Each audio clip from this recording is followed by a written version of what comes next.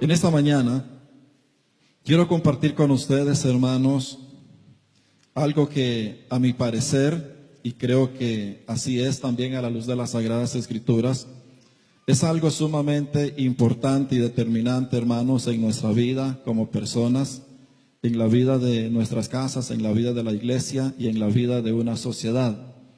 Vamos a hablar acerca, hermanos, de lo que Dios piensa. Vamos a hablar acerca de lo que Dios hace. Vamos a hablar acerca de cómo Dios hace las cosas. Y vamos, hermanos, en esta mañana también a hablar acerca de lo que Dios nos ha dado a nosotros como iglesia, lo que nos ha dado a nosotros como congregación local. Todas las congregaciones habidas y por haber, hermanos, acá en Alajuelita, en San José, en todo el país y en todas las naciones, todas tenemos y compartimos una misión en común, pero no todas tenemos una visión en común. La visión es la forma en cómo Dios opera, cómo Dios hace las cosas para que alcancemos la misión. Entonces, hermanos, en esta mañana yo voy a leer para ustedes en el libro de Hebreos, capítulo 11. Vamos a hablar acerca de lo que muchos hemos llamado, hermanos, el salón de los hombres y de las mujeres de fe. Todo el capítulo 11 del libro de Hebreos está, hermanos, destinado, tiene el propósito, no solamente de que nosotros nos sintamos por un instante inspirados, nos sintamos motivados por un instante, sino que, hermanos, el capítulo 11 del libro de Hebreos tiene el propósito, está dirigido, tiene el fin, tiene, hermanos, el deseo en el corazón de Dios de que nosotros aprendamos de cómo es que Dios opera, de cómo es que Dios hace las cosas, no solamente de cómo nos podemos sentir en un momento emocionados por las historias que leemos en la Biblia, sino que podamos no solo emocionarnos, sino crear una convicción en nuestro corazón, partiendo del entendimiento, del conocimiento, de la razón, partiendo de lo que Dios nos revela en su palabra, para que podamos nosotros en nuestra vida alcanzar aquellas cosas, hermanos, que Dios nos ha hablado y las cosas que Dios quiere hacer. Así de que leo para ustedes Hebreos capítulo 11, verso 7, dice así la palabra del Señor. Por la fe, Noé fue advertido por Dios acerca de cosas que aún no se veían. Con temor preparó el arca en que su casa se salvase, y por esa fe condenó al mundo y fue hecho heredero de la justicia que viene por la fe.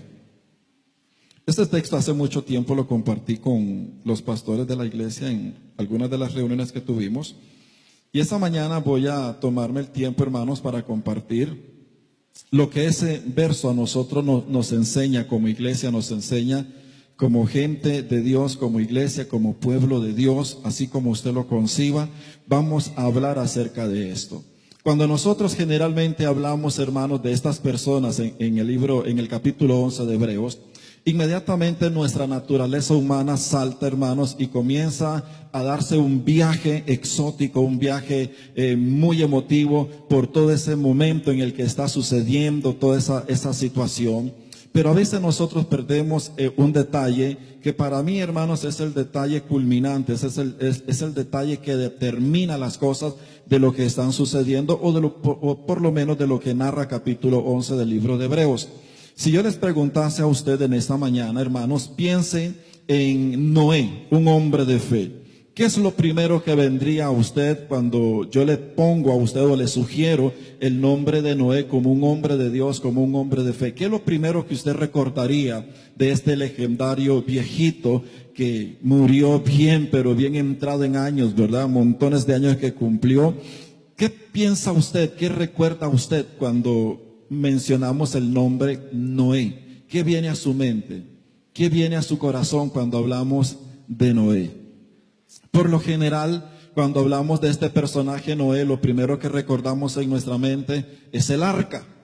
Decimos, Lindo lo que construyó Noé, qué arca más tremenda, qué carácter de hombre, ¿verdad? Cómo duró construyendo todo eso y etcétera. Y en nuestra mente, hermanos, comenzamos a traer la imagen no solamente de Noé entrando con su familia en el arca, sino que comenzamos a ver el desfile de los animalitos, ¿verdad? La parejita de animalitos que van subiendo la rampa y van entrando en el arca, y nos imaginamos dentro del arca, hasta llegamos a sentir los olores de los animales dentro del arca, porque así somos nosotros los seres humanos. Inmediatamente nos dejamos ir por aquella imagen, por aquella ilusión o fantasía. Pero cuando uno lee, hermanos, la historia del libro de Hebreos y miramos la historia específicamente de Noé, nos damos cuenta, hermanos, que tenemos un detalle al cual necesitamos nosotros como iglesia volver y regresar y analizar eso, porque a partir de ahí es donde va a tomar entonces fuerza, va a tomar potencia esa fe de Noé. A partir de ahí es que podemos aprender algo de la vida de Noé. A partir de ahí tenemos que aprender algo de lo que Dios hace y de lo que Dios quiere hacer en nosotros y de cómo Dios lo quiere llevar a cabo. Entonces, para esto, hermanos, yo quiero invitarlos a ustedes, no olvidando esa parte de la Escritura. Quiero pedirles que vayan y den un salto enorme al libro de Génesis, capítulo 6. ¿Qué vamos a hacer en el capítulo 6 del libro de Génesis? Bien, vamos a hablar acerca de la realidad, hermanos, en los tiempos de Noé. ¿Por qué Noé ocupó un lugar en el salón de la fama de los hombres de fe? ¿Por qué Noé tiene un lugar en el libro de Hebreos? ¿Por qué la Biblia menciona, hermanos, de una forma bien potente acerca de la fe de este hombre llamado Noé? Vamos a ver entonces, hermanos, para poder tomarle sabor a esta historia, tomar razón de esta historia, vamos a hablar, hermanos, acerca de los días de Noé. Eso significa que vamos a hacer un viaje al contexto histórico donde Noé se desarrolla, donde Noé es llamado, donde Noé es escogido, donde a Noé se le da un encargo, donde Noé construye. Vamos a hablar por un instante, hermanos, acerca de esa realidad. Y quiero pedirles que solamente para marcar esta palabra en su cabecita, en su corazón, quiero pedirle que usted repita esta palabra: realidad. No, otra vez, pero más fuerte para que se le grabe en el corazón y en la mente. Realidad. Uno de nuestros peores errores es la fantasía en nuestra vida cristiana. Uno de los males a los cuales nos enfrentamos en la vida diaria son las fantasías. De hecho, el ser humano es bien fantasioso. Usted se sienta a hablar con un niño y comienza a decirle a ese niño: explíqueme cómo es qué es lo que usted está pensando. Y el niño comienza a irse en un viaje, ¿verdad? En una historia. Pero eso que nosotros miramos suceder en un niño, también lo vemos suceder en el kindergarten de la iglesia cristiana. Lo vemos suceder mucho en la vida de la mayoría de los cristianos dentro de una iglesia, porque a veces nos llenamos y nos animamos a través de las fantasías que nosotros vivimos. Pero debemos de dar gracias a Dios porque todo lo que Dios nos ha dejado en su palabra no es fantasía, son realidades, son hechos históricos comprobados, son cosas que se pueden hasta tocar, hermanos, a través de la historia, porque el propósito de Dios, hermanos, no es tener un pueblo, no es reunir un grupo de gente que esté ahí, hermanos, viviendo de fantasías, viviendo de sueños, viviendo de ilusiones. Dios quiere una generación de hombres y mujeres, Dios quiere un pueblo, quiere una iglesia que sea capaz de poner los pies sobre la tierra, de poner los pies sobre la realidad, de poder entender esa realidad que le envuelve y decir: bueno, de aquí tenemos que partir a hacer algo. Porque mientras usted y yo no entendamos la realidad de las situaciones, nunca nos vamos a animar a hacer algo por esas situaciones. Vamos a estar siempre dentro de una burbuja de fantasías, de nubes, de ángeles, de gloria, etcétera, etcétera. Pero en esta mañana, hermanos, parte del propósito de esta enseñanza es que nosotros podamos ver esa realidad operativa de Dios. Entonces, dice la Biblia en Génesis capítulo 6, y los versos que les voy a hablar van a hablar acerca de la sociedad, acerca de la vida, acerca del ir y venir de los hombres y mujeres en los días de Noé. Cuando leamos estos versos nos vamos a dar cuenta de cuál es esa realidad qué es lo que está sucediendo ahí, por qué surge el arca, por qué Dios escoge a Noé, vamos a comprender esta realidad. Génesis capítulo 6, verso 5 dice: y vio Jehová que la maldad de los hombres era mucha en la tierra, y que todo designio de los pensamientos del corazón de ellos era de continua solamente el mal. Sigue el verso 6. Y se arrepintió Jehová de haber hecho al hombre en la tierra, y le dolió en su corazón. Diga, le dolió. Diga, le dolió. Eso significa que la vida o la forma en que la gente vivía causó un efecto en el corazón de Dios. Qué increíble, ¿verdad? El Dios omnipotente, el Dios soberano, el Dios eterno, sencillamente afectado por la conducta de la gente que Él había creado al inicio. Entonces dice el verso 7, y dijo Jehová: raeré de sobre la faz de la tierra a los hombres que he creado, desde el hombre hasta la bestia y hasta el reptil y las aves del cielo, pues me arrepiento de haberlos hecho. Significa que la forma en cómo la gente vivió no solamente fue capaz de golpear el corazón de Dios, sino que también la forma en cómo la gente vivía fue capaz de afectar toda la creación que Dios había hecho. A veces pensamos que lo que hacemos solamente me afecta a mí, pero debemos de entender de que nuestras acciones tienen la capacidad para poder causar un efecto en el corazón de Dios y también en toda la creación que Dios ha hecho. Verso 8. Pero Noé halló gracia ante los ojos de Jehová. Verso 9. Estas son las generaciones de Noé. Noé, varón justo, era perfecto en sus generaciones. Con Dios caminó Noé. ¿Qué es lo que la Escritura nos está diciendo? Cuando nosotros hablamos en el libro de Hebreos acerca de la historia de Noé, inmediatamente nuestro corazón puede saltar emotivamente para decir: qué bonita la experiencia que Dios le dio a ese hombre. Qué bonito haber vivido en ese tiempo para haber estado con Noé construyendo el arca. Qué bonito haber visto los animales desfilar en el arca. De repente para nosotros, miles de años después de esa historia, el relato o la historia puede ser bonita. Pero para aquella persona que estaba dentro de esa sociedad, no tenía nada de bonito, no tenía nada de fantasioso, no tenía nada de que qué gloria en la que estoy. Antes bien, era todo un martirio, era toda una crucifixión diaria en la vida de aquel hombre justo, pues dice la Escritura de que Noé halló gracia. Eso significa que Noé le agradó a Dios por su forma en la cual había decidido vivir, porque la Escritura nos está hablando que la vida general de toda aquella raza, de toda aquella generación que estaba antes de Noé, de toda aquella gente que Dios había creado, si usted mira la Biblia, dice que la maldad de los hombres era mucha en la tierra.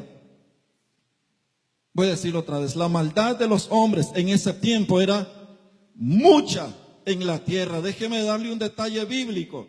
Hay lugares donde la Biblia habla de los pecados de la gente o de un pueblo o de una ciudad, pero hay lugares a donde Dios se refiere como mucha, como llegó al colmo, como llegó hasta mi presencia. Eso significa que en la paciencia de Dios, Dios se sostuvo por mucho tiempo, aguantó mucho tiempo, se retuvo de muchas cosas, pero llegó un momento donde Dios dijo: carambas, este asunto tenemos que arreglarlo porque ya esto es demasiado. Cuando lees las Escrituras en otros pasajes, te das cuenta que Dios, repito, menciona de pecados y situaciones de pueblos, de ciudades, de naciones, pero no menciona el hecho de que ya es mucho, es demasiado, llegó al colmo. Así que cuando la Biblia dice que es mucha, significa que agotó todo el recurso de paciencia de Dios. ¿Sabía usted que la paciencia de Dios se agota? ¿Sabía que la paciencia de Dios tiene un límite? Sabía de que Dios es paciente para con todos nosotros, pero esa paciencia tiene un límite para conmigo, tiene un límite para con usted y tiene un límite para con la iglesia. ¿No lo sabían? Entonces sépalo. Hay un límite en la paciencia de Dios. Porque cuando tú comienzas a leer todo esto, Dios dice, bueno, yo no voy a contender ya más con el hombre.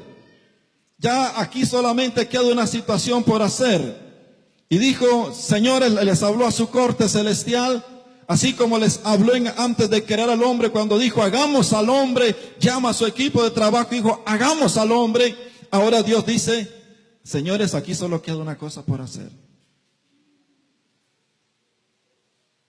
Hay que destruir todo y hacerlo nuevo. Siga conmigo. La maldad de los hombres era mucha en la tierra. 2. Estoy hablando de lo que dicen los textos bíblicos. Dice la Biblia, y todo propósito. Cuando la Biblia dice todo designio, está hablando acerca de que el propósito, todo propósito, no había uno que se escapara en la mente de los hombres de ese tiempo, pues la Biblia dice, y todo propósito en los pensamientos del corazón del hombre era solamente el mal. En otras palabras, aquella generación en los días de Noé había tomado la tremenda y absurda y tonta decisión, dijo, vamos a vivir en el mal porque el mal es lo que nos place y esto es lo que nosotros queremos hacer. Por eso Dios, mirando los pensamientos, pesando el corazón de ellos, Dios dictamina y dice, carambas, miren muchachos, todo lo que hay en el corazón del hombre, porque cuando habla del corazón del hombre, está hablando de los pensamientos, de los deseos, de las acciones, de los sentimientos, está hablando de toda esa parte interior del ser humano, no está hablando del órgano, está hablando de todo lo que en esencia usted y yo somos. Y el dictamen de Dios al ver aquella generación en los días de Noé, Dios dijo, bueno, concluyo que todo lo que el hombre piensa, lo que el hombre desea, lo que el hombre hace, lo que el hombre sueña, lo que el hombre quiere alcanzar, solamente es el mal. Esa era la generación en los días de Noé. Tercera cosa que habla la Biblia. Toda la tierra se había corrompido. La palabra corrupción que aparece allí no está hablando de repente de la palabra o de la forma en que interpretamos corrupción en nuestra lengua española. Cuando la Biblia dice todo se había corrompido, recuerde que es Dios dictaminando. Aquí no está habiendo ningún ministro diciendo, yo creo, yo pienso esto. No, es Dios el soberano, el omnisciente, el que pesa los pensamientos y las palabras antes que estén en nuestra boca. Ese es el Dios que está diciendo que todo esto era lo que estaba sucediendo. Y dice la Biblia, y toda la tierra se había corrompido. En otras palabras, toda la tierra se había podrido y había perdido su razón de ser. Cuarto, ¿qué dice la Biblia? Dice que en medio de aquella sociedad, así como la pinta la Biblia, había un hombre en medio de ella, había un hombre en medio de ella que había tomado en algún momento determinado de su vida la decisión de ser la excepción a todo aquel tanate de gente. Noé, podríamos decir en nuestros dichos contemporáneos, se salió del saco. Noé no fue de la gente que donde iba Raimundo, no, él siguió otro camino, donde no iba Raimundo y no iba el mundo, él iba en otra dirección. Por eso dice la Biblia que cuando Dios examina la tierra, examina todo lo que había hecho, examina la conducta del hombre, inmediatamente los ojos de Dios son atraídos hacia un hombre muy especial. Un hombre que, dicho sea de paso, no tenía una Biblia, no tenía televisión cristiana, no tenía internet cristiano, no tenía una iglesia, no tenía un predicador, no tenía un maestro, no tenía nadie que le enseñara la verdad de Dios. Pero Noé instruyó en su corazón la necesidad de caminar con Dios, la necesidad de agradar a Dios, porque lo que según dice Romanos capítulo 1 nos dice a nosotros que todo lo que Dios es, su eterno poder y deidad, lo invisible de Él, lo hizo visible a cada hombre a través de toda la creación creación que Él había hecho. Así que Noé, cuando mira el sol, mira la luna, mira las estrellas, sabe que hay un Dios eterno allá arriba a quien Él debe su vida. Entonces Noé comienza a contemplar toda la situación, comienza a ver la maldad entre los hombres, pero Noé dice: yo voy a ser diferente. Voy a hacer una diferencia entre esto. A veces nuestra excusa más barata para vivir o justificar nuestro pecado es que todos ahí son una bola de malos, de pecadores, y como todos son pecadores, pues yo también lo voy a hacer. Déjeme decirle que delante del Señor ni usted, ni yo, ni la iglesia entera, con todo lo que hacemos, podremos algún día justificar nuestro pecado delante de Dios, porque nuestro pecado es la decisión que yo tomo en mi corazón de hacer o no hacer. Aunque toda la iglesia se corrompa, aunque toda la estructura de la iglesia se pudra, alguien tiene que tomar la decisión en medio de una generación así y decir: voy a ser diferente. Voy a ser la excepción. Entonces Dios mira aquello. Mira que tiene a un hombre, pero tiene a muchos hombres que se corrompieron, perdieron su rumbo, perdieron su razón de ser. Entonces Dios toma la tremenda decisión y dice: la única forma que hay en este momento para arreglar esta situación de esta sociedad es haciéndolos morir a todos. Y a toda la creación que yo he hecho, creado y les he dado, voy a matar a cada hombre, a cada mujer, a cada niño, a cada adolescente, a cada joven. Hay que deshacerlos, hay que raerlos. La palabra raerlos significa desarraigarlos de donde fueron plantados. Y es que Dios tiene ese carácter. ¿Sabía usted? Entonces sencillamente Dios dice: aquí hay que eliminar todo. Pero se acuerda de un hombre. Se acuerda de un hombre. Y bendito sea Dios que no se acordó solo del hombre, se acordó de la casa del hombre. La Biblia nos dice que los hijos y la mujer y las nueras de Noé caminaran con Dios. Pero porque el hombre caminó con Dios, Dios le preservó su casa. Agárrela y apúntela por ahí. Diga: qué bueno está eso, ¿verdad? Qué bueno está eso, está buenísimo. Está muy buenísimo. Entonces, llevándolos en su mente a ese tiempo, a ese momento, parecía que todo estaba hecho una desgracia. Permítame esa expresión, no se ofenda. Todo aquel tiempo y aquella sociedad hecha una desgracia, no había nada bueno. Como dirían nuestros viejitos, no había santo donde persinarse. Todo estaba acabado. Pero dentro de toda aquella realidad, hermanos, Dios tenía un plan. Dentro de toda aquella crisis, dentro de toda aquella situación que estaba viviendo la humanidad en los días de Noé, Dios tenía un plan. Porque si algo usted y yo debemos de comprender en esta mañana, es que Dios siempre tiene un plan en medio de cualquier tipo de crisis o caos. No importa de qué magnitud, no importa en qué esfera sea, no importa en qué contexto se esté dando una situación de esa, déjeme decirle de que Dios siempre tiene un plan en la mano. Dios no tiene un as en la mano, Dios tiene un plan, Dios tiene un propósito. Todo parecía arruinado, todo parecía que se acabó, todo parecía de que Dios destruye esto y se acabó la historia, no hay nada más que hacer.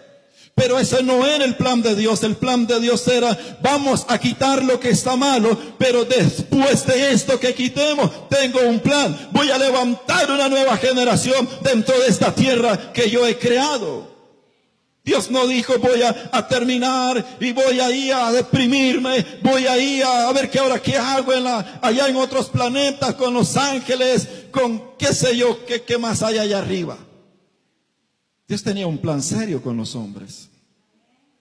Lo tuvo con Adán, ¿verdad que sí? Adán se corrompió. Pero eso no significa que Dios abortara su plan. Porque inmediatamente Dios comienza a levantar una generación del mismo Adán, del mismo hombre que le había fallado. Dios levanta una generación, levanta un hombre llamado Seth Enoch. Y de ahí la Biblia nos dice que caminó pues Enoch con Dios y fue traspuesto para no haber muerte. Es que Dios siempre tiene un plan. Dios tiene un plan para tu vida. Dios tiene un plan para tu casa. Dios tiene un plan para tu ministerio. Pero en esta mañana tenés que estar con tus ojos abiertos para ver cómo es que Dios hace las cosas nuevas. Entonces ahí está.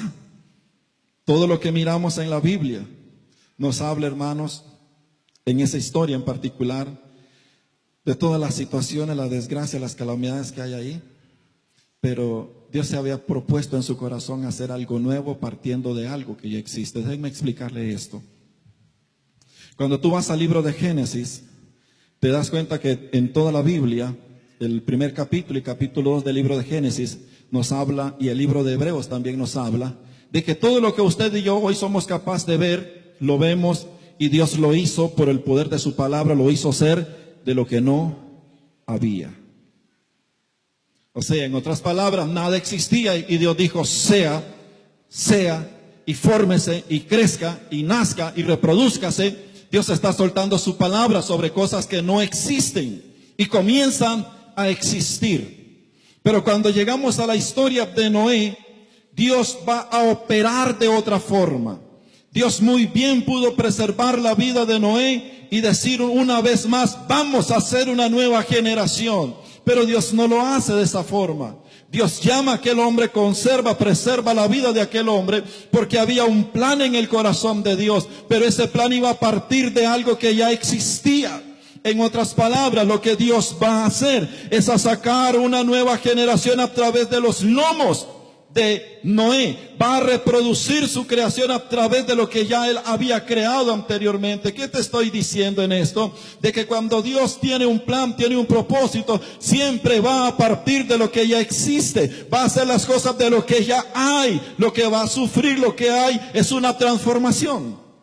No sé si me estoy dando a entender.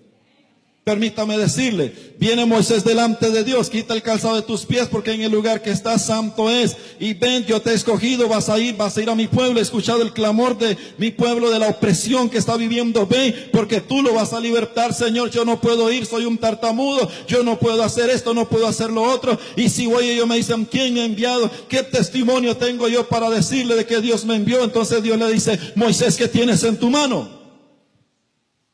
Le dijo, tengo una vara. Entonces Dios le dijo, tira la vara. Entonces tiró la vara y se convirtió en una serpiente. Cuando se presenta a Faraón, ¿qué es lo que Dios va a hacer? Va a usar algo que ya existía para manifestar su poder y manifestar su gloria y cumplir su propósito a partir de algo que ya Moisés tenía.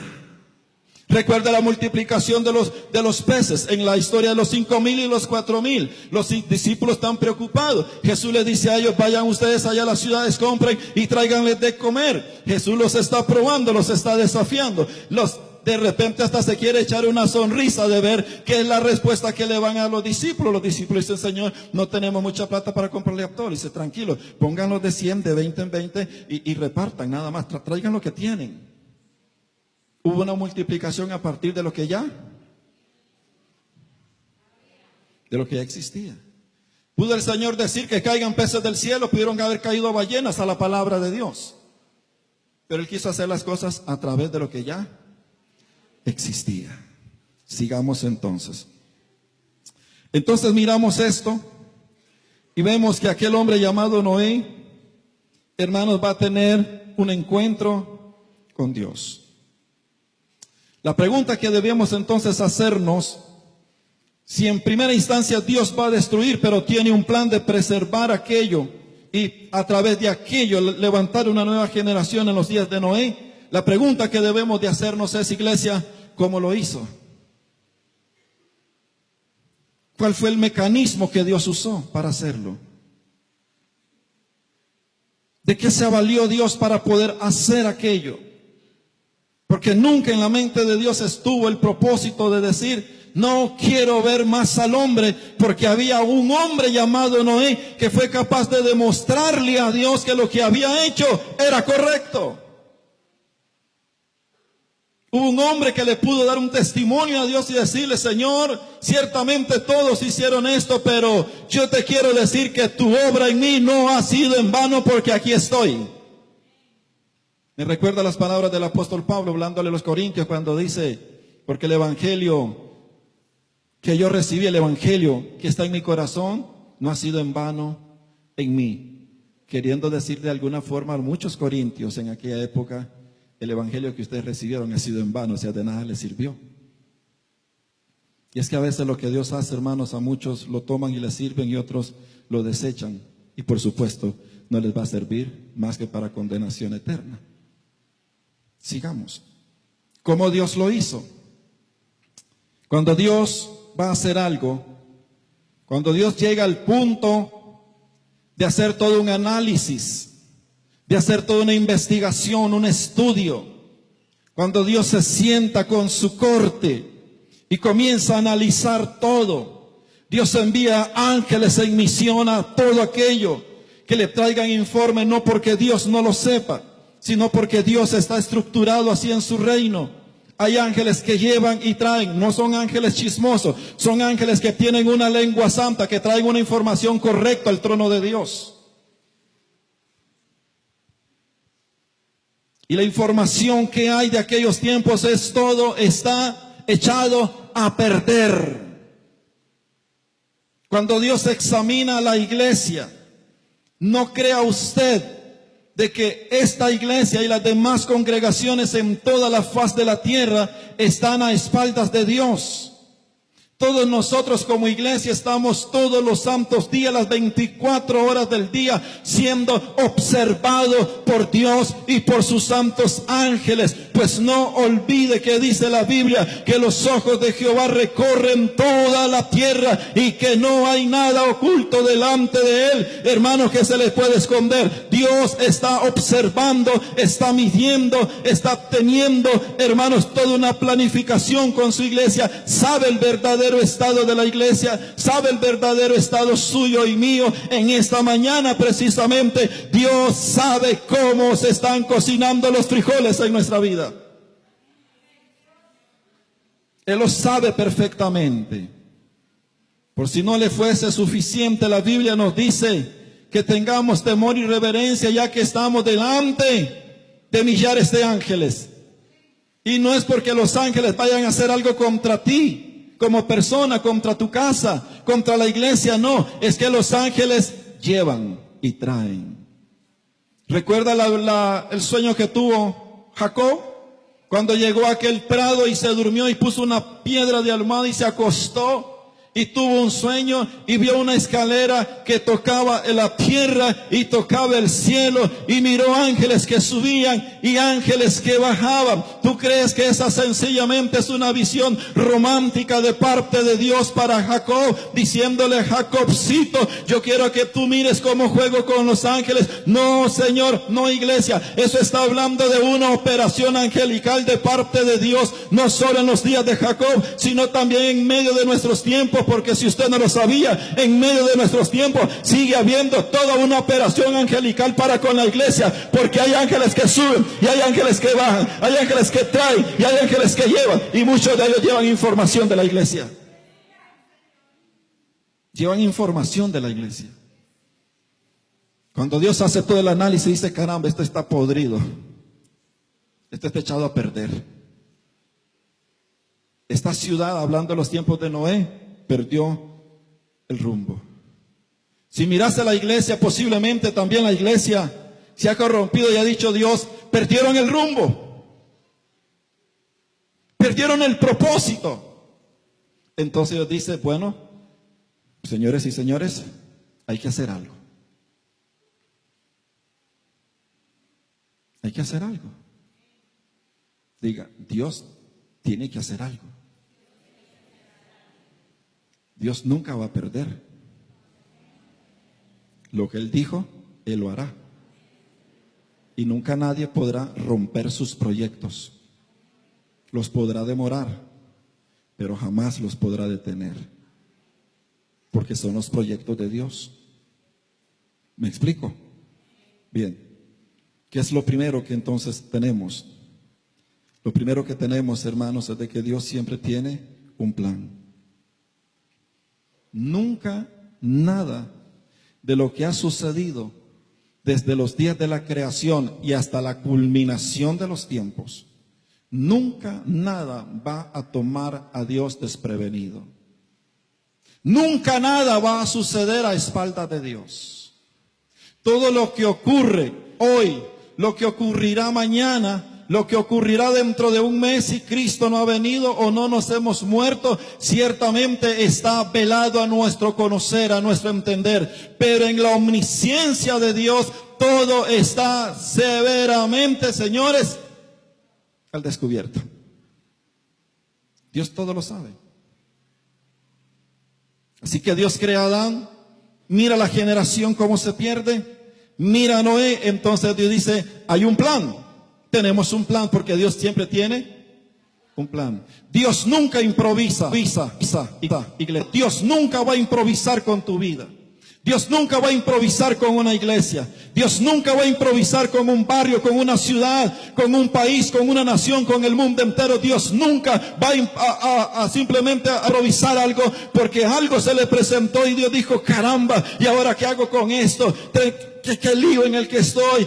Ángeles, ayúdenme porque no sé cómo lidiar con esto. No, Señor, el Dios que nosotros tenemos todo lo ha planificado perfectamente. Solo tú y yo improvisamos. El hombre improvisa, la iglesia improvisa, los ministerios viven improvisando, pero Dios no improvisa porque Dios es perfecto y Él tiene un plan determinado. Lo primero que Dios tenía era un plan. Dijo, hay que matar a estos, pero hay que seguir adelante en el curso de la historia. Entonces Él tenía un plan. Diga conmigo, tiene un plan. ¿Tiene un plan para mí? Dígalo, ¿tiene un plan para mí? ¿Tiene un plan para mi casa? ¿Tiene un plan para mi iglesia? ¿Tiene un plan para mi comunidad? Dios siempre tiene un plan. Si tú te has sentido que todo está perdido en tu casa, no te desesperes, Dios tiene un plan. Si tú piensas que la iglesia está pata para arriba y que no hay por dónde, déjeme decirle, Dios tiene un plan. Si usted cree que la sociedad en la que vivimos ya no hay nada que hacer porque todo está para irse al infierno, déjeme decirle, Dios tiene un plan. Dios siempre va a tener un plan. Voy a decírselo otra vez con toda mi fuerza.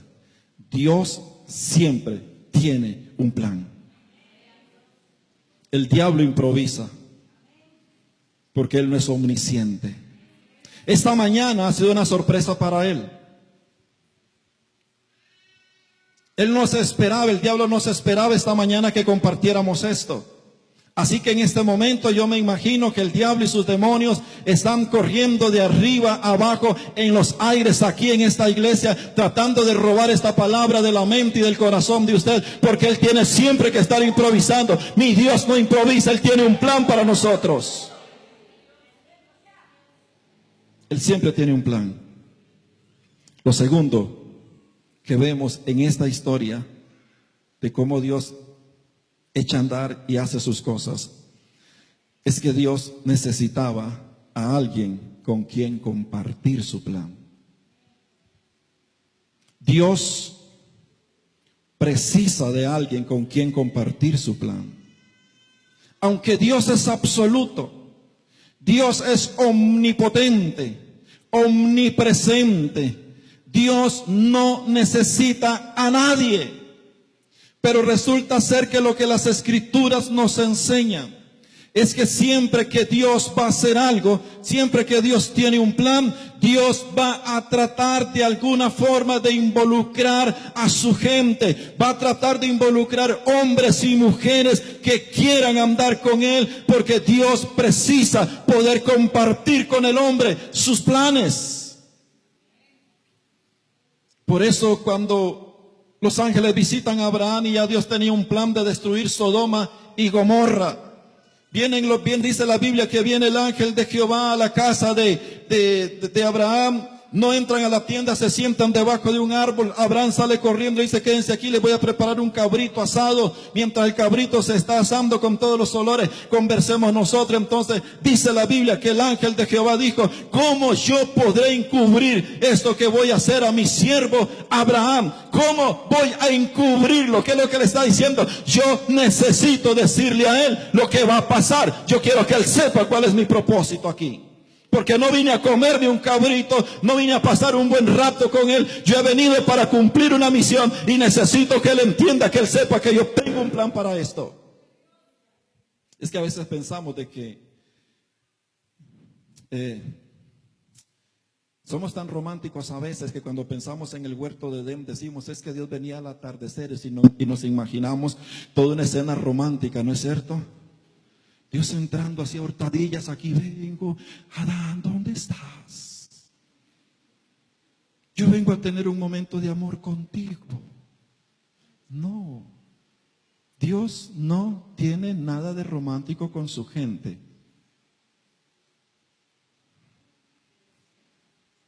No tiene nada de romántico. Para nada. Porque el asunto es tan serio, hermanos, para usted y para mí, para la sociedad. El asunto es tan serio, hermanos, que no hay tiempo para que Dios esté de romántico con nosotros. Nosotros lo hemos inventado para nuestra satisfacción. Pero Dios no tiene nada de romántico. No estoy diciendo a los hombres o mujeres que no sean románticos. Eso es meramente del hombre y de la mujer, pero no de Dios. Es que Dios dice, oh amada mía, ¿dónde estás? No lo dijo Dios, lo dijo Salomón a su mujer. Oh, tus pechos como esto. ¿Tú crees que Dios está diciendo a la iglesia, oh iglesia, tus pechos como esto, cómo estoy prendido de ti? Dios tiene otro viaje. Entonces Dios necesita hacerse de alguien para darle a conocer a ese alguien su voluntad, su propósito. Alguien que pueda de verdad, hermanos, a quien Dios le pueda confiar de verdad su plan. Porque a veces nosotros pensamos de que Dios nos revela su voluntad a cualquiera, y la Biblia dice que no es a todos a quienes Dios les revela su voluntad. Isaías capítulo 58 sobre el verdadero ayuno. Dios encrespa, Dios confronta a su gente diciéndole, ustedes ayunan y claman a mí para que yo les revele a ustedes mi voluntad como gente que hubiera hecho lo bueno. ¿Qué significa? Que la gente que no hace lo bueno delante de Dios, hermanos, el plan de Dios está velado. Pero cuando tú abres tu corazón para agradarle a Dios, el plan de Dios se te revela. No es a todos. Por eso Dios precisa de alguien con quien encontrarse. Se lo dijo a Abraham, se lo dijo a Pablo. Escribiendo su carta, Pablo a los Corintios dijo, porque yo soy colaborador de Dios. Y para ser un colaborador de Dios, tú necesitas saber cuál es el plan operativo de Dios. Si no, no vas a ser un colaborador. ¿Me explico en esto? Si yo le llamo a usted porque vamos a hacer un proyecto y lo voy a nombrar mi colaborador, mi primera función y misión con usted es darle a conocer todo el plano, el proyecto de lo que vamos a hacer. Entonces cuando usted se compromete, usted dice, ok, ahora soy un colaborador, porque usted entiende la jugada. Si no, no lo puede ser. Pablo era un hombre que conocía el plan de Dios. Entonces dijo, soy colaborador. 4 cosas que precisa un hombre, 4 cosas que precisa una iglesia, 4 cosas que precisa un pueblo para involucrarse en el plan de Dios, en lo que Dios quiere y va a hacer. Hay 4 cosas que la Biblia nos enseña en esta historia acerca del hombre a quien Dios va a tomar, a la iglesia que Dios va a tomar para echar a andar su proyecto. Número 1. Este deberá ser alguien que decida, número 1, caminar con Dios.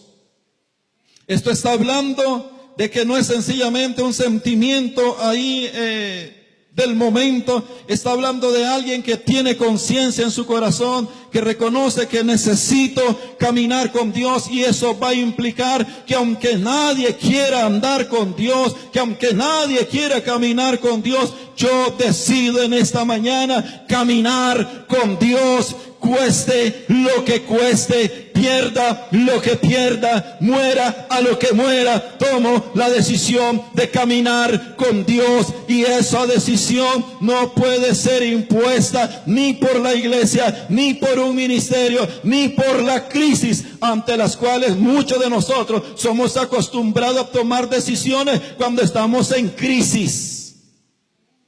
Y cuando la crisis se fue, también yo jalé.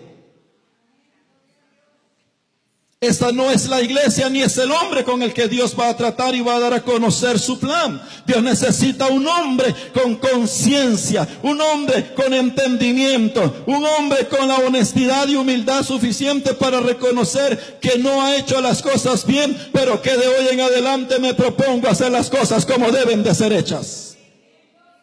Cuando Dios encuentra un hombre, una mujer, o encuentra una iglesia con ese grado de conciencia, déjeme decirle que los planes y los proyectos que Dios tiene entonces para esa ciudad le serán revelados a su iglesia, porque se ha encontrado con una iglesia, se ha encontrado con un hombre que quiere caminar con él.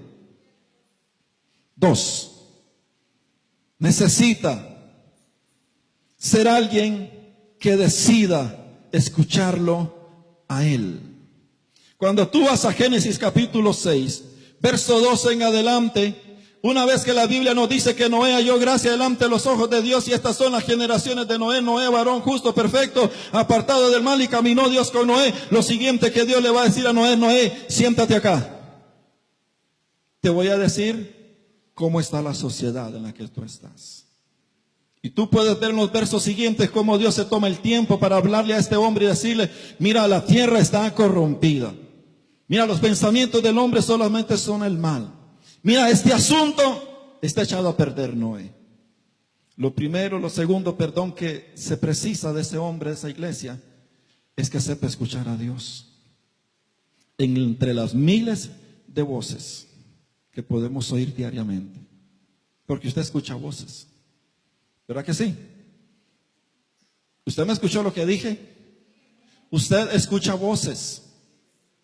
Cuando en su corazón usted se propone hacer las cosas como debe, usted va a escuchar voces, señores y señoras. Usted va a escuchar una iglesia que habla, una iglesia que le critica, una iglesia que le señala. Los vecinos te señalan, tu esposa te señala, tus hijos te señalan, el profeta te señala, el apóstol te señala. Pero hermanos, entre tantas voces que escuchamos, cuando alguien decidió caminar con Dios, va a tener que doblar sus rodillas como lo hizo María ante el maestro allá en la casa de Marta y de María, y doblar sus rodillas y escuchar lo que el maestro tiene que decir. No escuchar las voces del hombre, pero sí escuchar la voz de Dios. ¿Qué es lo que Dios quiere hacer?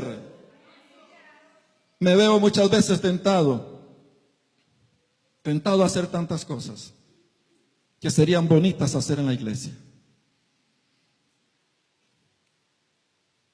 Comparto con muchos pastores y los escucho hablar de muchos proyectos.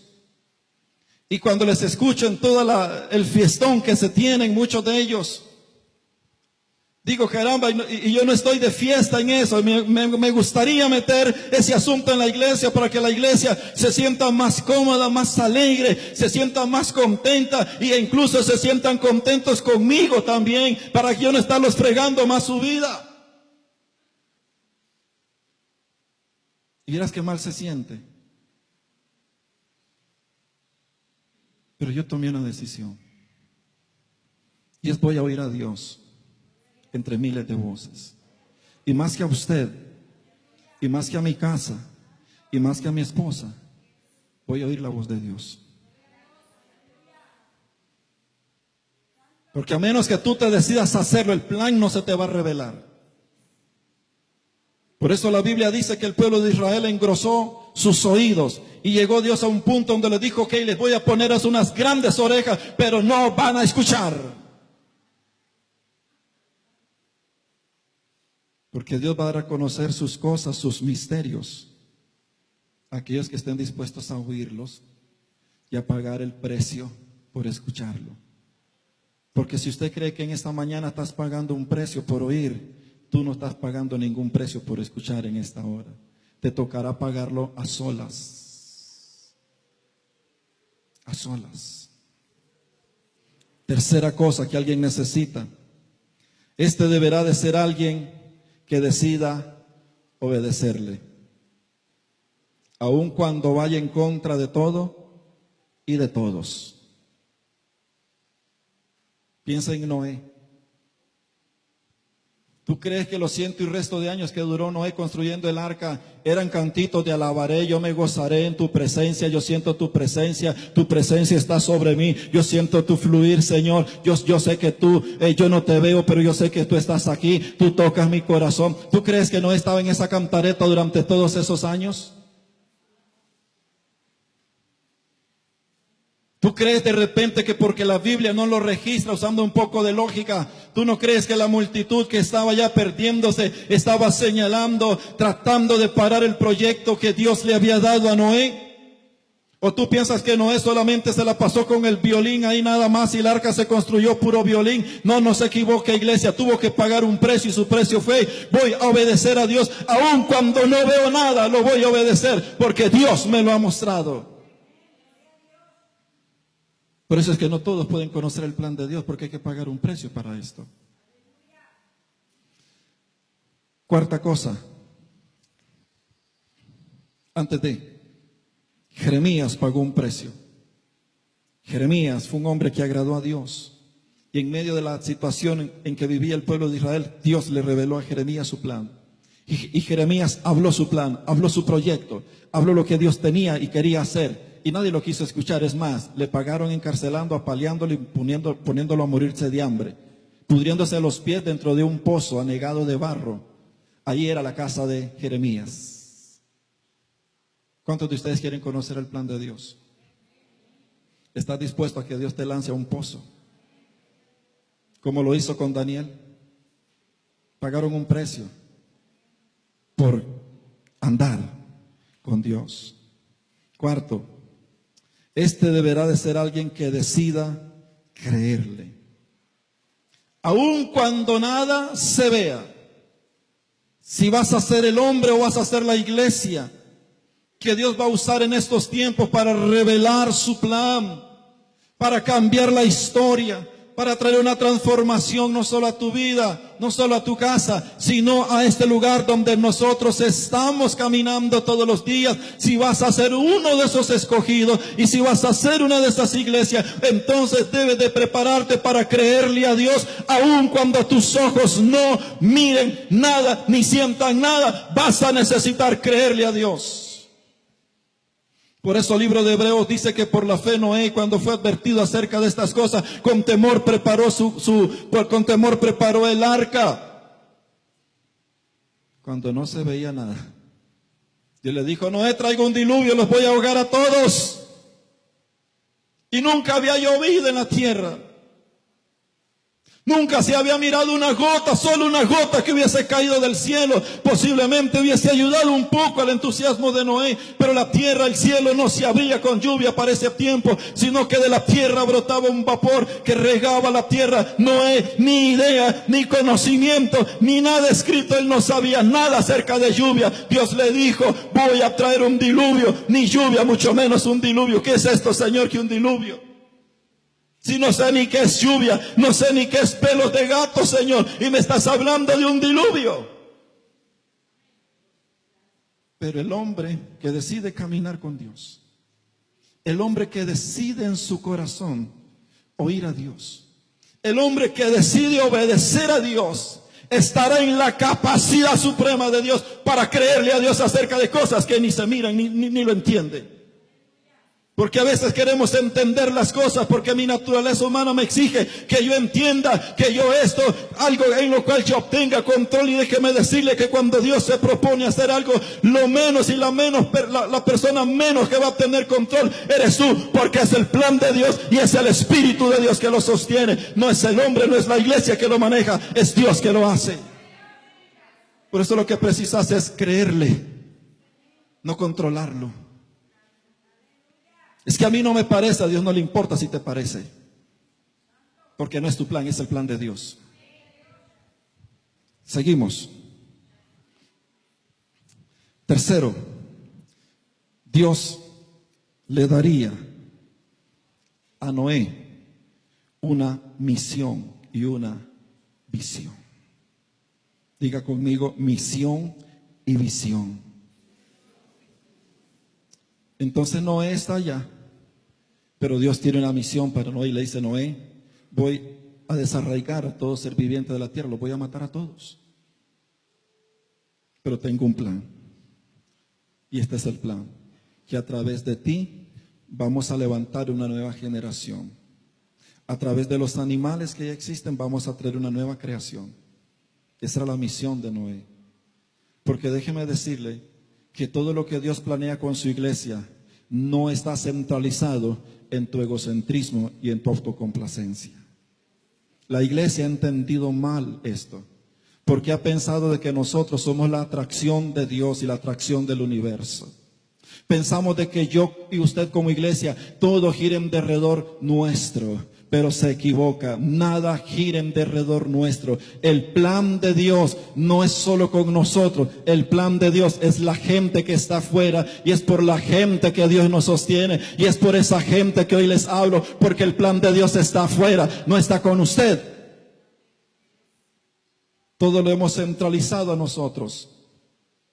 Que Dios me tiene que dar, que yo le pido a Dios, que yo soy la chica bonita de Dios, la iglesia preciosa que está exhibiendo en una sala. Dios no te tiene en la sala del reino celestial, Dios te tiene en un mundo, en medio de un mundo podrido, para que seamos luz. Pero tu misión no es ser una niña de sala, para nada. Seguimos, para ir aterrizando. Aparte de la misión que Dios tenía para Noé, le tenía una visión. La visión es el medio, el instrumento a través del cual Dios va a lograr algo. Dios escoge a Noé, le da su misión, pero ahora le da una visión. Le dice: Noé, construye un arca en donde tú y tu casa se salven. Así que Noé sabe lo que Dios va a hacer después de él y después del diluvio. Lo que Noé no sabía era cómo hacerlo. Entonces Dios viene y le dice a Noé: vas a hacer un arca y la vas a hacer de estas medidas. ¿Cuántos de ustedes han leído la Biblia en el Antiguo Testamento y se dan cuenta que Dios siempre que ha mandado a construir lo da con medidas exactas? Con medidas exactas. Es que Dios no está jugando en sus proyectos. Dios no le está diciendo a usted: hágalo como usted quiera o como usted lo siente, como usted lo piense. No, cuando Dios tiene un plan te lo va a detallar. Cuando lograste alcanzar ese lugar delante de Dios, Dios va a enseñarte los planos, te va a enseñar a leer los planos, te va a decir: los construye de tanto por tanto por tanto, y le vas a untar esto, le vas a untar lo otro, porque esa es la visión de Dios, no es tuya, es de Dios. Y Dios la revela y la muestra. Lo hizo con Moisés: vas a construir un tabernáculo, lo vas a hacer de estas telas, de estas pieles, vas a trenzarles estos mecates de esta forma. Todo se lo detalla, porque ese es el plan de Dios, no es el tuyo. Y Dios le dijo a Moisés: cuídate de hacer estas cosas como yo te lo estoy mostrando. Cuidado, una puntada más, porque te va mal. Así que el asunto es serio. Entonces, hermanos, Dios siempre ha tenido un plan. Y en las peores circunstancias Dios ha tenido un plan. Tuvo un plan durante la hambruna de los días de Jacob. ¿Recuerdan? Cuando Egipto entró en una hambruna de 7 años, de 3 años y medio, 7 años, todo ese tiempo de hambruna que hubo.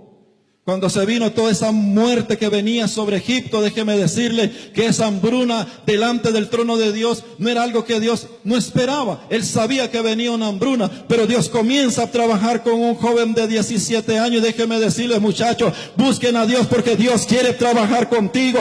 Dios te ha señalado para darte algo, para que tú hagas algo en medio de nuestra sociedad, porque ya los viejos estamos de partida, pero hay una generación que tiene que levantarse, la generación de José, que esté despierta para recibir un sueño de Dios.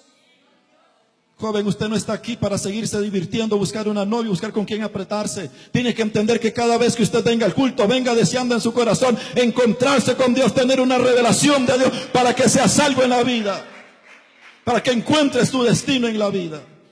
Y deje de estar llorando ya por un novio. Dele gracias a Dios por no tener nadie. Y dele gracias a Dios porque Pablo dijo, miren, mejor muchachos, quédense como yo, porque no van a tener ningún estorbo, ningún tropiezo. De estarse cortando las venas porque mira, me dejó, mira. Dale aire, como dicen los chiquillos. Ahí está. Dios tenía un José listo. Dios siempre tiene un José listo en medio de la hambruna.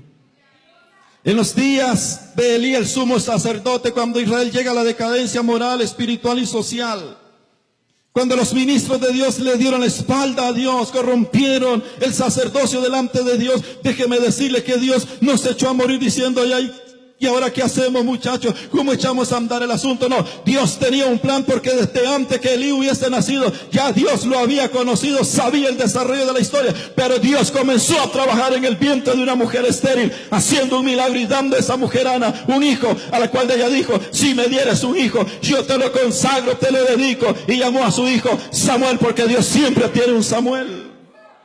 Dios siempre tiene un plan. Dios siempre tiene un plan. Siempre va a tener un plan.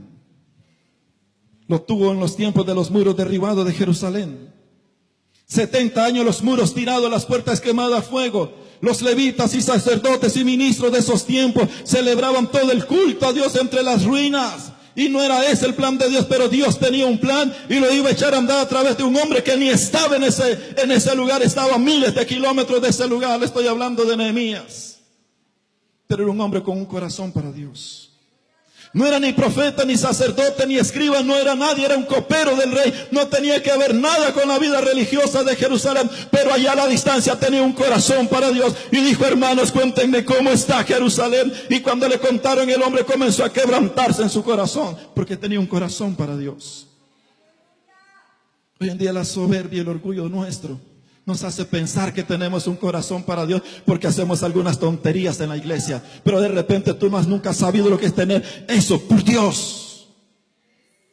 Porque cuando tú tienes algo por Dios vas a renunciar hasta el modo de andar, al modo de comer y al modo de vestir. Porque tenés un corazón para Dios. Nehemías dejó su lugar en palacio, dejó sus comodidades, sus riquezas y se fue a sufrir allá con su pueblo. Eso es tener un corazón para Dios. Mírase con eso.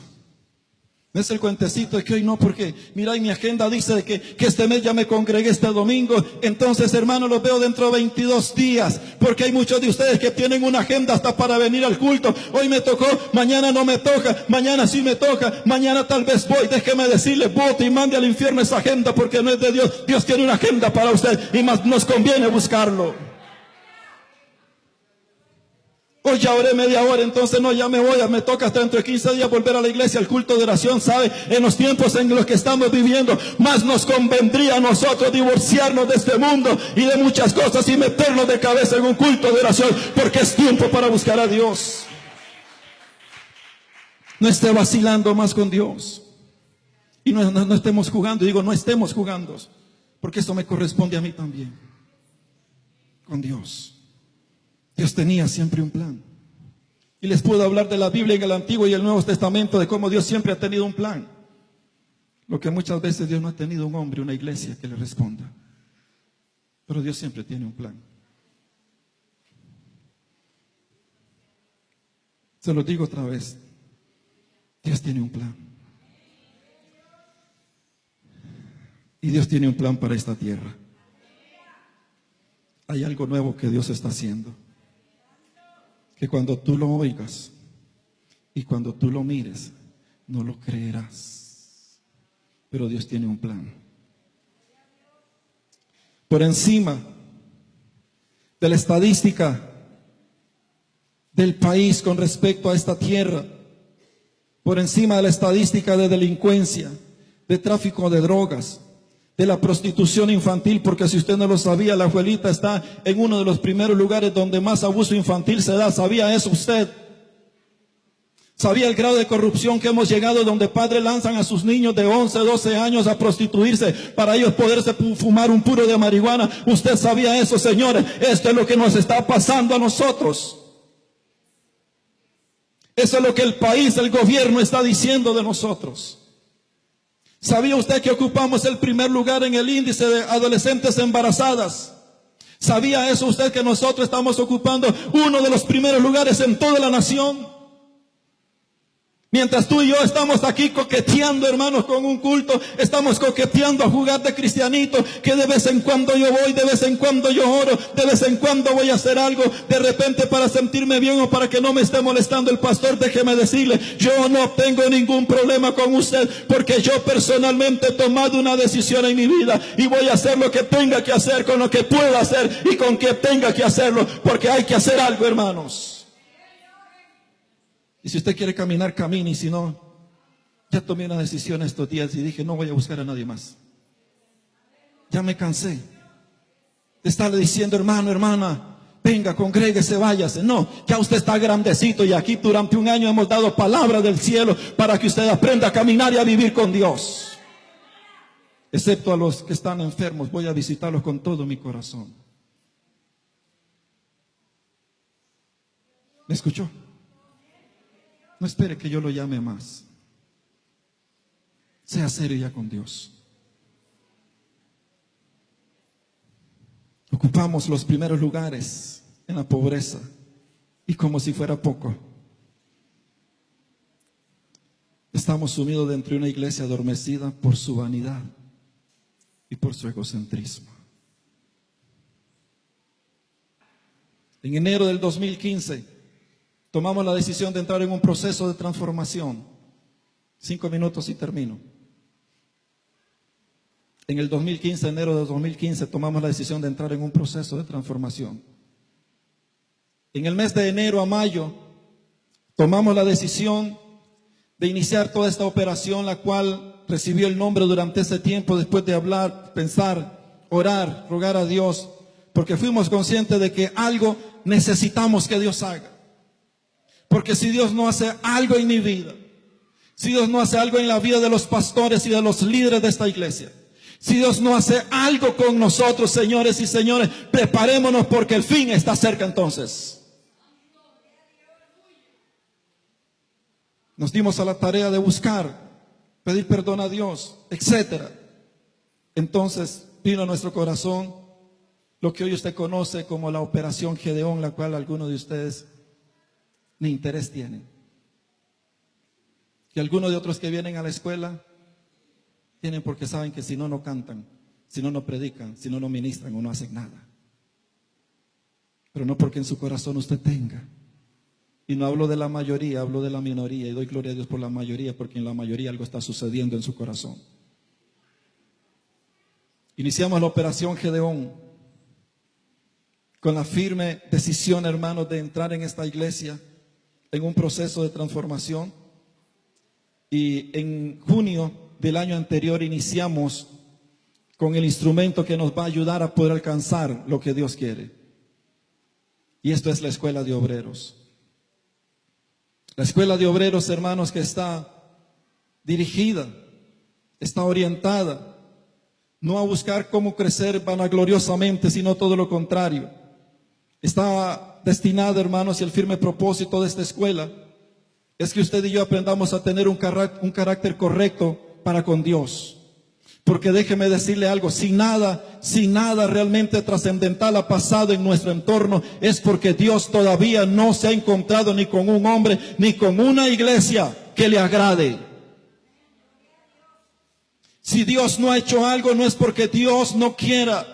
Porque en el plan de Dios, en el proyecto de Dios, Dios tiene un plan, hay algo que hacer. Dios quiere hacer algo, Dios necesita hacer algo por nuestra tierra. Pero Dios todavía no se ha encontrado ni con el hombre, ni con la iglesia que sean capaz de responderle a Él.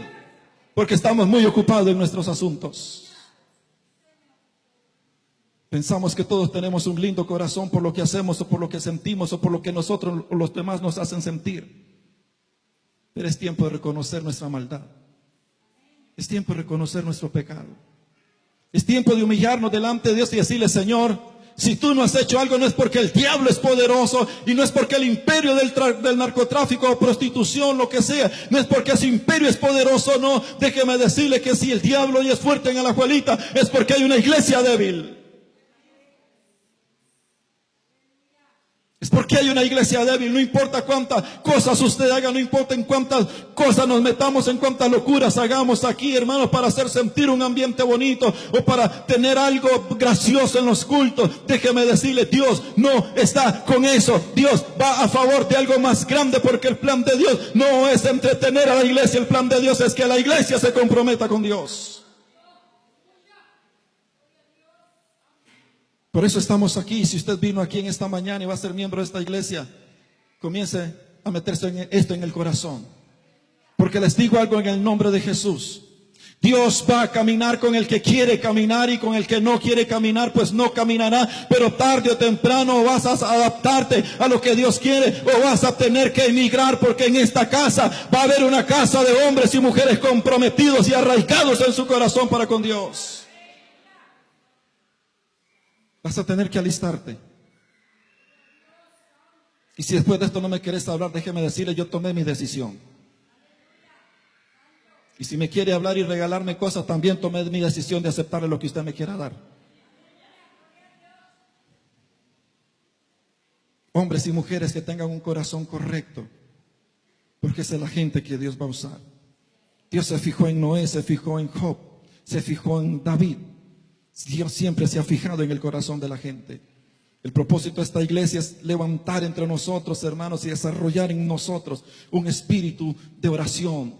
Gente, una iglesia, pastores, líderes, equipos de trabajo, iglesia entera que tenga conciencia de necesidad de Dios, porque por muchos años hemos hecho cosas nosotros, hemos hecho carruajes nuevos para el arca del pacto, pero la presencia de Dios no puede ir en carruajes nuevos. Hay que doblar las rodillas, porque eso es como Dios lo ha diseñado. Y si no sabe que le estoy hablando de la aventura loca, amorosa que tuvo David con el arca, cuando dije vamos a traer el arca, Dios a hacer un carruaje nuevo, pero nunca se tomó el tiempo ni para consultar a Dios, ni para consultar con la verdad de Dios. Solo se le vino a la cabeza que era bonito, y en el proceso, hermanos, le arruinó la fiesta, porque Dios le va a arruinar la fiesta a todo aquel que no quiera hacer las cosas como Él dice. Porque el arca del pacto no se puede llevar como usted quiera. A ellos sobre los hombros, a nosotros sobre las rodillas. Voy a decirlo otra vez. A ellos sobre los hombros, a nosotros de rodillas. Necesitamos una cultura de oración en la iglesia. Necesitamos de hombres y mujeres que tomen en serio su compromiso en su relación con Dios. Y ya no sean amantes de Dios, sino que sean la esposa, la novia del Cordero, preparándose, buscándole, llenando el aceite, llenando el corazón día a día más y más y más y más, y que nunca sea suficiente. Porque ciertamente algunos solo somos como el amante, casados con Cristo pero durmiendo con el diablo. Y si esto te parece duro, prepárese, porque Dios está en serio con nosotros.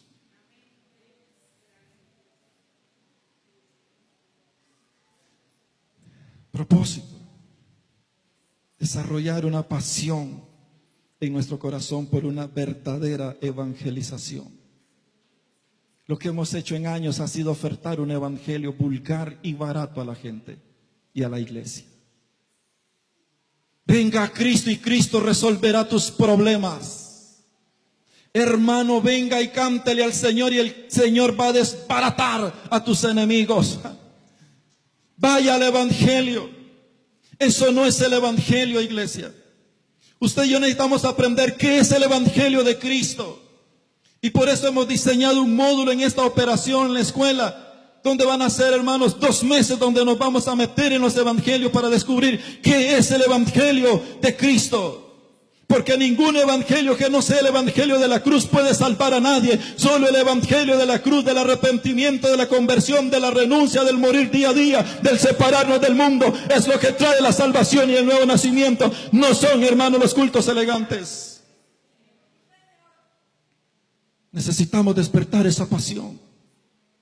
por eso, osadamente, he dicho a muchos hermanos, acabe con esto en la iglesia, no quiero más eso. Ya no hay tiempo para entretenernos en tantas cosas. Vamos a ir a evangelizar, vamos a ir a discipular, no tengo tiempo porque tengo ensayo. Pues cancele ese ensayo. Porque la iglesia no se edifica con ensayos, la iglesia se edifica con oración, consagración y evangelización. No se edifica con nada más. No se construye con nada más. Esta es la escuela. Porque Dios me dio una visión,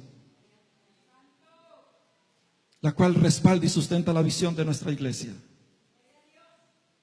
La misión que tenemos de parte de Dios en esta iglesia es: vamos por la conquista y la sanidad de Alajuelita. Eso es salvación y discipulación. Y tenemos el medio, el instrumento para alcanzarlo. Y es la escuela de obreros, diseñada, hermanos, para provocar algo en nuestras vidas. Por eso nos dimos a la tarea de meter a pastores, líderes, grupos y a toda la iglesia, porque esta es la visión de la iglesia. Y si esta es tu casa, vas a tener que respetar y honrar esta visión en la casa. Porque hay tres cosas vitales, termino aquí. Hay tres cosas vitales por las cuales Noé se salvó y vino una nueva generación. Lo primero, Noé estuvo atento a la advertencia de Dios. Porque dice el libro de Hebreos capítulo 11 verso 7 que Noé, habiendo sido advertido, recibió lo que venía. Aun cuando no lo entendía, él dijo: viene algo. Yo no sé, tal vez la gente le preguntó qué viene. Noé no pudo responderles porque yo mismo no sé ni qué es un diluvio. Pero Dios me ha dicho que los va a destruir a todos y viene un diluvio. Y esa es una advertencia, es un hágalo porque viene algo. Déjeme decirle, iglesia, viene algo para la Alajuelita, viene algo para usted. Viene algo para nosotros como iglesia. Y aun cuando usted se quede estático, duro, cerrado en su corazón, diciendo que está hablando esto, déjeme decirle, le advierto en esta mañana que viene algo de parte de Dios para nosotros. Viene algo de parte de Dios para el lugar donde nosotros estamos. Viene algo de parte de Dios. Y alíñese con Dios. Y Noé obedeció aquella advertencia.